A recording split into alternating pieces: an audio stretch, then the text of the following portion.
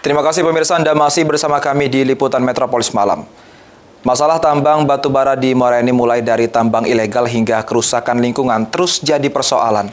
Pemerintah Kabupaten Muara Enim tengah berupaya agar daerah bisa langsung mengatur tambang demi melindungi masyarakat serta menjaga permasalahan lingkungan.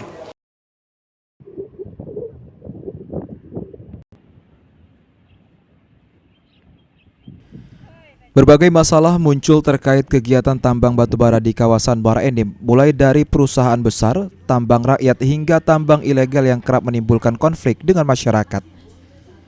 Pemerintah daerah saat ini hanya berperan sebagai mediator antara manajemen perusahaan dan pengelola tambang ilegal. Dampak sosial seperti kerusakan lingkungan, jalan rusak, dan sengketa lahan membuat masyarakat sering bertindak sendiri, terutama ketika kerugian langsung menimpa warga.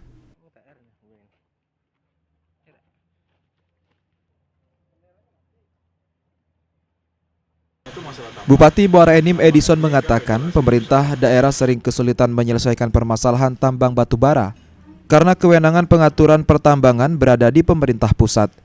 Keterbatasan ini membuat pemerintah Kabupaten Muara Enim sulit menangani keluhan dan kerugian masyarakat secara langsung.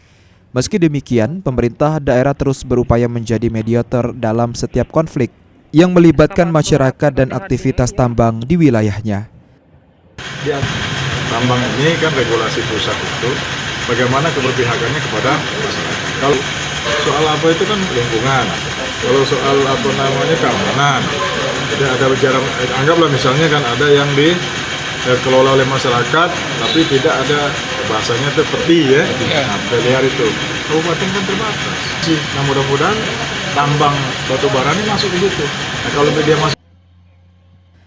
Saat ini pemerintah Kabupaten Muara Enim sedang mengajukan permohonan kepada pemerintah pusat agar diberikan kewenangan mengelola permasalahan antara perusahaan tambang, baik BUMN maupun swasta, serta kegiatan tambang ilegal.